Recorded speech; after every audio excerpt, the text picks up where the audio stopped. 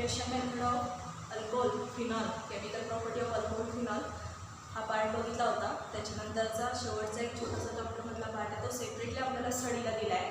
आणि त्याच्यात इथर प्रिपरेशन मेथड ऑफ इथर, फिजिकल प्रॉपर्टी, केमिकल प्रॉपर्टी आणि शेवटी युजेस हा सेपरेट एक फंक्शनल ग्रुप आपल्याला स्टडीला दिला आहे. त्याच्यात परत सुरुवातीला आपण डेफिनेशन सगळं बघितलं होतं, क्लासिफिकेशन वगैरे सगळं बघितलं होतं. डेफिनेशनमध्ये आपण हे सांगितलं होतं when same or different alkyl group or aryl group attached to divalent oxygen atom are called as ether, बरोबर. आणि पुन्हा इथरचं आपण क्लासिफिकेशन पण केलं होतं, सिमेट्रिकल आणि unsymmetrical. Symmetrical ether is also called as simple ether आणि unsymmetrical ether is also called as mixed ether. Simple इथरमध्ये काय असतात, when same alkyl group or aryl group attached to divalent oxygen atom are called as symmetrical. आणि mixed or असिमेट्रिकलमध्ये सांगितलं होतं when two different alkyl groups or aryl groups attached to divalent oxygen atom are called as mixed ether, बरोबर.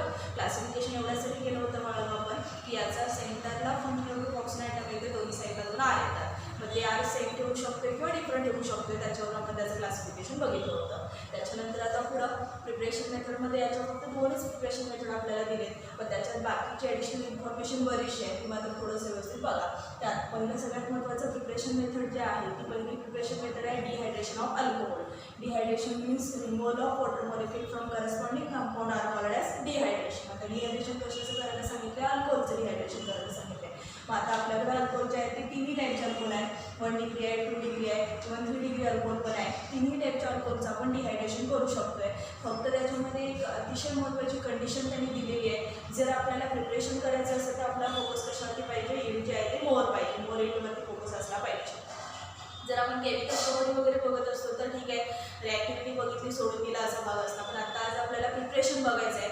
तसं जर असेल तर preparation मेथडसाठी ज्या कॅटॅलिस्टपासून ज्या टेम्परेचरला रिॲक्शन स्ट्रॉंगली मिळते ती कंडिशन अटेंड करणं गरजेचं असतं. आता याच्यामध्ये दोन कंडिशन दिले, दोन कंडिशनला अतिशय महत्त्वाचा एक पॉईंट त्यांनी दिलेला आहे. समजा आपण प्रायमरी अल्कोहोल कुठलाही घेतला, समजा पहिल्यांदा आपण जनरल रिॲक्शन बघूया. अल्कोहोल म्हणजे काय असणार आहे, ROH.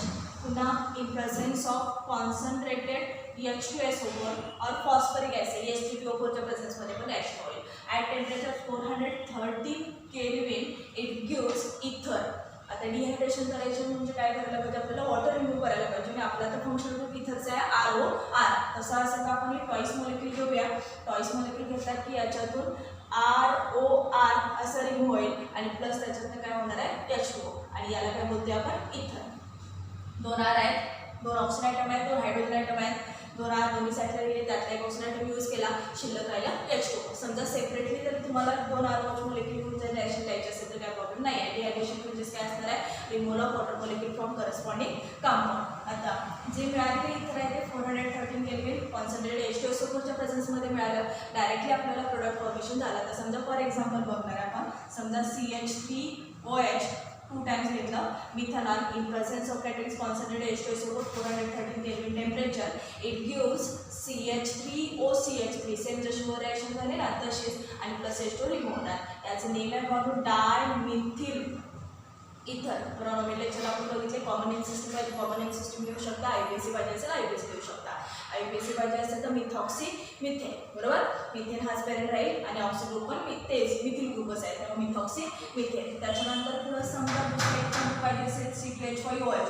इथेनॉल घेतलात, सेम तीच कंडिशन अरेंज केल्यात, it gives C2H5O C2H5 plus त्याच्यातून पण काय रिमूव्ह होणार, H2O. मिळालं काय आपल्याला, डाय इथिल इथर, बरोबर. हे झालं सिम्पल. समजा आता मिक्स्ड पाहिजे असेल तर मिक्स्ड इथेनॉल या प्रिपरेशन मेथडने मिळणार नाही आहे, कारण आपण डायरेक्ट अल्कोहोल घेतोय, हिटिंग करतोय, हिटिंग नंतर आपल्याला जो प्रोडक्ट असेल तो मिळेल. आता सगळ्यात महत्त्वाचं या रिॲक्शनमध्ये हे आहे की जो आपण अल्कोहोल मेंबर घेणार तो अल्कोहोल मेंबर जर आपण कंडिशन बदलली तर मात्र हा अल्किन डेरिव्हेटिव्ह देतो. मग कंडिशन काय, तर आहे अशीच रिॲक्शन. समजा फॉर एक्झाम्पल C2H5OH घेतला, घेताना सिंगल मॉलिक्युलर रिॲक्शन होईल, प्लस कॉन्सन्ट्रेटेड H2SO4 आहे असं ॲड केलं बघा. फक्त टेम्परेचर 430 केल्विनच्या ऐवजी 453 केल्विन, म्हणजे थोडंसं टेम्परेचर इन्क्रीज केलं तर इट गिव्स अल्किन डेरिव्हेटिव्ह. सगळ्यात महत्त्वाचं म्हणजे याच्यात काय मिळणार आपल्याला, अल्किन. आणि तो अल्किन कसा मिळणार बघा, हा OH ग्रुप पूर्ण आणि याच्यातला एक हायड्रोजन आयटम. तो जर रिमूव्ह केला तर फॉर्म्युला राहते माणूस C2H4 आणि प्लस त्याच्यामध्ये H2 रिमूव्ह झाला. पहिला मेंबर मिळाला आपला इथिन. अल्किन सेरीजचा फर्स्ट मेंबर मिळाला इथिन. बरोबर.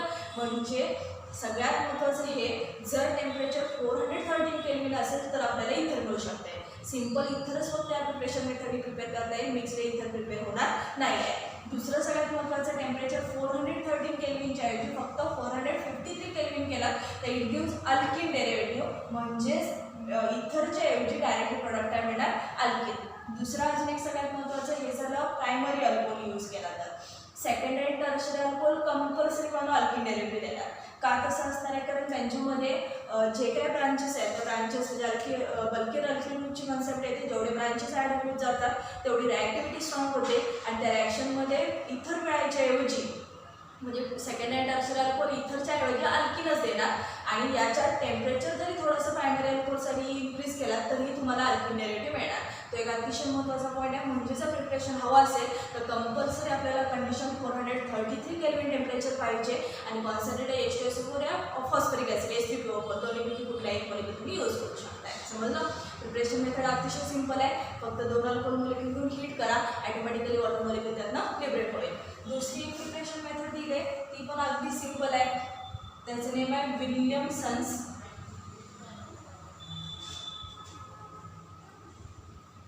सिंथेसिस. Williamson's synthesis. आता याच्यामध्ये काय सांगितलं बघा, विल्यमसन्स हे सायंटिस्ट आहेत. त्यांनी स्वतःच नेम रिॲक्शनसाठी दिलं आहे विल्यमसन्स सिंथेसिस. त्यांनी सरळ दिलं आहे अल्किल हॅलाइड जे आहे आपण ही प्रिपरेशन केमिकल प्रॉपर्टी म्हणून हॅलोजन डेरिव्हेटिव्हमध्ये बघितलेली असेल. लक्षात तुमच्या तर ती रिॲक्शन लगेच लक्षात येईल.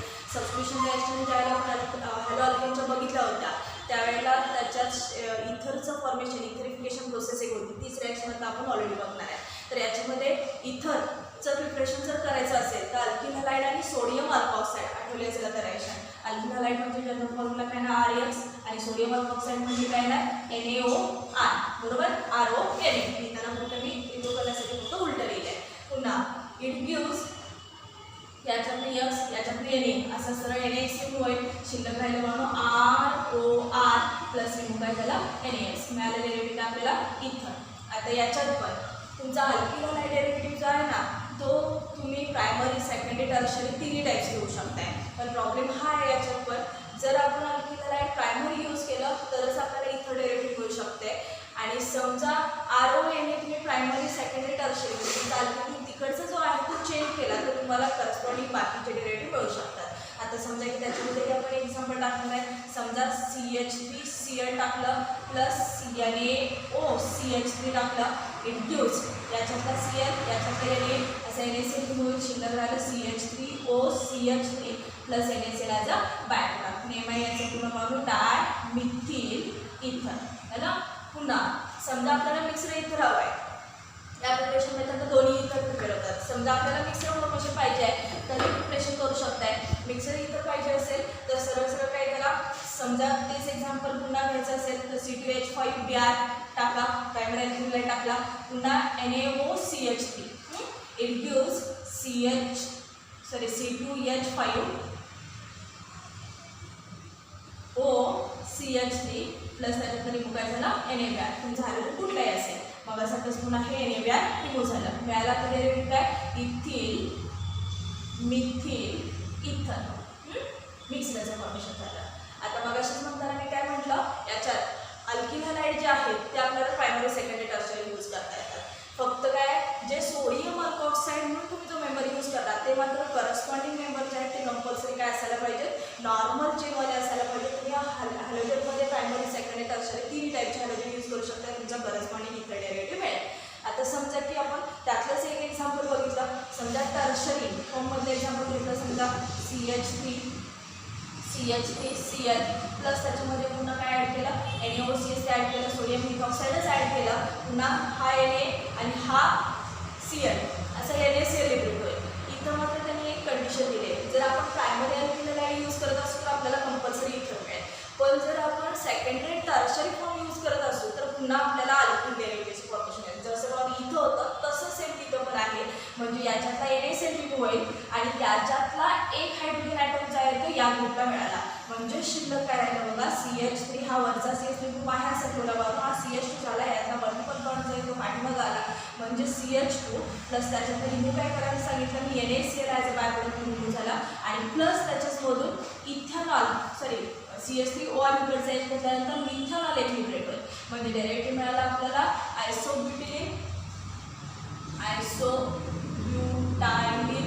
पुन्हा अजून एक मेंबर काय मिळाला म्हणून सांगितलं मिथेनॉल आणि NaCl ही मात्र रिॲक्शन अशी होणार म्हणजे जर आपण प्रायमरी अल्किलाइड यूज करत असू तर कंपल्सरी आपल्याला इथं डेरिव्हेटिव्ह मिळणार त्यावेळेला तुम्ही सोडियम अल्काऑक्साईडचा मेंबरचा तर तुमचा प्रायमरी सेकंडरी टर्शियरी कुठलाही घ्या त्या पद्धतीने करस्पॉन्डिंग मेंबर मिळतील पण जर आपण अल्किलाइडमधला टर्शियरी अल्किलाइड यूज करत असू तर मात्र प्रोडक्ट मिळताना मला पुन्हा अल्किल डेरिव्हेटिव्ह मिळणार म्हणजे जसं इथं टेम्परेचर चेंज केल्यामुळे रिॲक्शन चेंज झाली तसंच तिथं बल्किर अल्किल ग्रुप आल्यानंतर रिॲक्टिव्हिटी स्ट्रॉंग होईल आणि मला करस्पॉन्डिंग मेंबर अल्किल डेरिव्हेटिव्ह मिळेल म्हणजे जर इथलचं प्रिपरेशन पाहिजे असेल तर त्याला दोनच कंडिशन आहे पहिल्या प्रिपरेशन मेथडमध्ये 413 केल्विन टेम्परेचर घ्या डायरेक्टली तुम्हाला प्रोडक्ट मिळेल याच्यात मिळताना फक्त सिंपल इथलचं प्रिपरेशन होईल आणि विलियमसन्स मी काय सांगितलं जर तुम्हाला इथं जर फॉर्मेशन पाहिजे असेल तर अल्किलाइड प्रायमरीज ठेवा 1 डिग्रीज अल्किलाइड ठेवा आणि तुमचे सोडियम अल्काऑक्साईड मेंबर आहेत ना ते प्रायमरी सेकंडरी टर्शियरी फॉर्ममध्ये ॲड करा करस्पॉन्डिंग डेरिव्हेटिव्ह मिळते जर तुम्ही अल्किलाइड 2 डिग्री या 3 डिग्री यूज केलं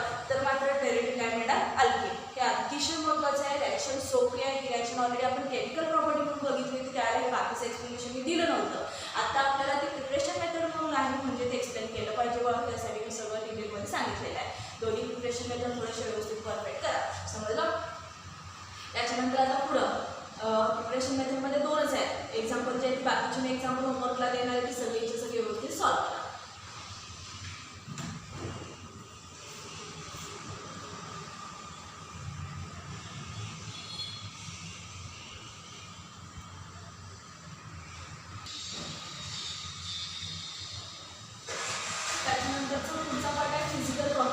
ऑफ इथर प्रिपरेशन मेथड दोनच होतं त्याच्यानंतर आता फिजिकल प्रॉपर्टी पहिल्या 3 प्रॉपर्टी ज्या आहेत थेरॉटिकल एक्सप्लेन केलेल्या आहेत त्यातली पहिली आहे डायमिथिल इथर आणि इथिलमिथिल इथर डायमिथिल इथर म्हणजे सिंपल इथर झालं इथिलमिथिल इथर मिक्स वेगळं झालं दोन्ही पेपर जे आहेत ते गॅसियस स्टेटमध्ये आहेत आणि odour are colourless liquid having pleasant odour बाकीचे सगळे मेंबर जे आहेत ते कशा लिक्विड स्टेटमध्ये म्हणजे सिंपलमधलं पहिलं एक्झाम्पल डायमिथिल इथर आणि मिक्सरमधलं पहिलं एक्झाम्पल इथिलमिथिल इथर ही दोनच एक्झाम्पल जे आहेत हे दोनच मेंबर जे आहेत ते म्हणून गॅसियस स्टेटमध्ये आहेत बाकी सगळे मात्र कलरलेस लिक्विड आहेत हॅव्हिंग प्लेझंट ऑर्डर त्यांच्यासाठी एक स्पेशल ऑर्डर आहे सेकंड आहे lower members are highly volatile and highly inflammable सगळ्यात महत्त्वाचं म्हणजे लोअर मेंबरमध्ये तुमचं डायमिथिल डायइथिल आणि त्या बाजूला इथिलमिथिल इथर हे तीनच मेंबर जे आहेत ते आपले लोअर मेंबर म्हणून कन्सिडर केले जातात शक्यतो गॅसियस मेंबर जे आहेत ते लोअर मेंबर कन्सिडर केले जातात जर ते लोअर मेंबर आहेत ते काय सांगितलं त्यांनी हायली व्होलॅटाईल आहे म्हणजे त्यांच्याकडे व्होलॅटायलिटी कपॅसिटी जी आहे ती स्ट्रॉंग आहे म्हणजे it remove in the form of vapour in atmosphere and it is highly inflammable समजा तुम्ही बर्न वगैरे केलं तरी ते काय करणार इमिजिएटली बर्न होणार तिसरी फिजिकल प्रॉपर्टी दिली आहे boiling point increasing with increasing molecular mass ही जी प्रॉपर्टी आहे ती आपली जशी पाठीमागे होती तशीच पॅरेंट अल्किल जसं असेल त्याच्यावरती ती प्रॉपर्टी डिपेंड असेल फक्त कसं आहे बॉइलिंग पॉईंट इन्क्रीज झाला की मोलेक्युलर मास जे आहे ते काय होणार इन्क्रीज होणार चौथी एक फिजिकल प्रॉपर्टी दिली अतिशय महत्त्वाची पोलॅरिटी आणि हे जे कंपाऊंड आहे ते काय सांगितले त्यांनी वीकली पोलर कंपाऊंड सांगितले आता पोलॅरिटी जी आहे ती वीकली पोलर काय तर इथं म्हटलं की फॉर लिंकेज जे आहे ती ROR लिंकेज येणार याच्यामध्ये ऑक्सिजन आयटम जो आहे तो कसा आहे डायमंड ऑक्सिजन आयटम आहे लिहिताना पण रिप्रेझेंट करताना आपण असं स्ट्रेट मेंबर रिप्रेझेंट करतोय पण याचा बॉन्ड अँगल जो आहे तो 180 डिग्री नाही आहे म्हणजेच बॉन्ड अँगल जो आहे तो कसा आहे बघा हे स्ट्रक्चर जे आहे हे असं आहे आणि हायली इलेक्ट्रोनेगेटिव्ह पार्ट जो तो ऑक्सिजन आयटम आहे आपला म्हणजेच ॲरो जो आहे तो ऑक्सिजन आयटमकडे येणार it have 2 loan pairs compulsory त्या ऑप्शनकडे काय लोन पेअर आहेत आता याच्यातलं जर बघितला तर हा बॉन्ड थोडासा याच्याकडे अट्रॅक्ट होणार थोडासा याच्याकडे अट्रॅक्ट होणार आणि हा जो बॉन्ड अँगल आहे तो 110 डिग्री इतका दिला आहे म्हणजे असं वाटेल की चला आपण लिहिताना असं लिहितोय म्हणजे हा 180 डिग्री असेल नाही आहे तर ROR लिंकेज जी आहे ती जसं वॉटरची जॉमेट्री आहे ना सेम तशी जॉमेट्री आहे आणि अँगल जो आहे तो 110 डिग्री आहे आणि जर हा बॉन्ड अँगल असा असेल तर डायरेक्टली हा R ग्रुप म्हणजे याच्यातला कार्बन आयटम आणि ऑक्सिजन आयटम हा कार्बन आयटम आणि ऑक्सिजन आयटम यांच्यामध्ये जी काही मुवमेंट आहे ती थोडीशी आपल्याला रिप्रेझेंट होईल आणि ती डायपोल मुवमेंट जी आहे ती डायपोल मुवमेंट 0 नाही आहे म्हणजेच आपलं कंपाऊंड जे आहे कसं आहे पोलर आहे आणि पोलॅरिटी मात्र थोडंसं वीकली अरेंज केले तर याची डायपोल मुवमेंट जी आहे ती बघा 1.8 युनिट. हे अतिशय महत्त्वाचं आहे. व्हॅल्यू जी आहे ती व्हॅल्यू परफेक्ट करा. आणि ही व्हॅल्यू काय येणार तर लिहिताना जसं स्ट्रक्चर आहे तसं स्ट्रक्चर इथंचं नाही आहे. म्हणजे लिहिताना आपण डायरेक्ट लिंकेज रिप्रेझेंट करतोय ROR, तसं नाही. त्याच्यात तसं असतं तर 180 डिग्री असतं. जर 180 डिग्री असतं तर दोन्ही साईडचे बॉन्ड जे आहेत ते सेम असते, पण तसं नाही आहे. बॉन्ड अँगल जो आहे तो डिस्टॉर्ट झाला आहे 180 to 110 डिग्री. म्हणजे याचा अर्थ मिळताना लिंकेज जे आहे ती फिश शेप अशा पद्धतीने असणार. कॅपिटल फिश प्रोसेटर स्ट्रक्चर ती तुम्हाला दिसेल. आणि तसं जर असेल तर त्याच्यात डायपोल मुवमेंट ही येणार. ज्याला डायपोल मुवमेंट असते त्या कंपाऊंडला काय बोलतात बाळू पोलार कंपाऊंड. आणि ती डायपोल मुवमेंट त्यांनी काय सांगितले वीकली पोलॅरिटी रिप्रेझेंट केले. स्ट्रॉंगली पोलॅरिटी आहे सगळ्या नाही. थोडासा डिफरन्स दोन्ही मोडमध्ये असेल. समजलं. फक्त 1.18 d/dt ही त्याची डायपोल मुवमेंट आहे. व्हॅल्यू थोडंसं परफेक्ट करा. त्या डायपोल मुवमेंटशीच रिलेटेड अजून एक छोटासा पॉईंट आपल्याला सांगितला आहे सोल्युबिलिटी. जसं बाकीचे मेंबर बाळू सोल्युबिलिटी रिप्रेझेंट करतात तसं हेही मेंबर रिप्रेझेंट करतील. त्यातले पहिले 2 मेंबर जे आहेत ते काय सांगितलेत आपण गॅस आहे.